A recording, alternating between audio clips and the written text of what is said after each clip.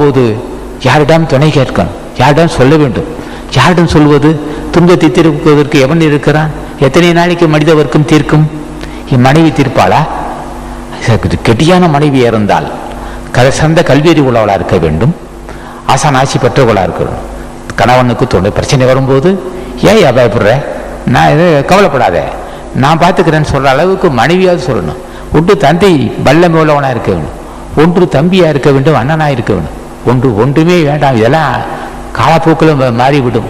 ஒன்றே ஒன்று எக்காலத்திலும் யார் அழைத்தாலும் அஞ்சேல் அஞ்சேல் அஞ்சேல் என்று சொல்லுகின்ற ஆசான் ஞானிகளை வணங்கினால்தான் மன சாந்தம் உண்டாகும். ஆகவே இது போன்ற ஒரு சாந்தம் உள்ள மக்கள் பேசியே தர்மத்தை தேடிக்கொள்வார்கள்.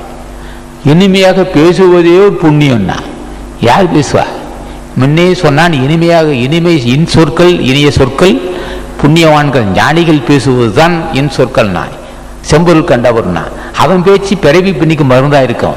இவனுக்கு என்னையா இல்லாதத்தானுக்குண்ணா நல்ல மனுஷன் ஐயா, அங்கே போனால் இனிமையாக பேசுவாங்க. வாங்க வாங்க உட்காருங்கோ, எப்படி இருக்கு உடம்பு, உடம்பாக்கு பார்த்துக்குங்கோ, அப்படி இது ஆமா வேப்பில் ஒரு டீ கொடு, ஒரு காப்பி கொடுன்னு சொல்லி நட்பை பெருக்கி இந்த வீட்டுக்கு வருகின்றவனெல்லாம் மகிழ்ச்சி மன மகிழும்படி செய்தல்லே அதுவே புண்ணியம்னா.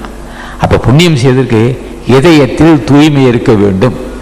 இதய தூய்மை இருந்தால் என்று ஒருவனுக்கு இது மாதிரி நற்காரியங்கள் நட்பை பெருக்கி ஒரு 10 பேராவது புண்ணியவான் இனிமையாக பேசுவார் ஐயா, இனிமையாக அன்பாக பேசுவார், நல்லா இருக்கட்டும் அப்படின்னா இந்த அன்பு இந்த இனிமையை பேசியே புண்ணியத்தை தேடிக்கொள்ளலாம்.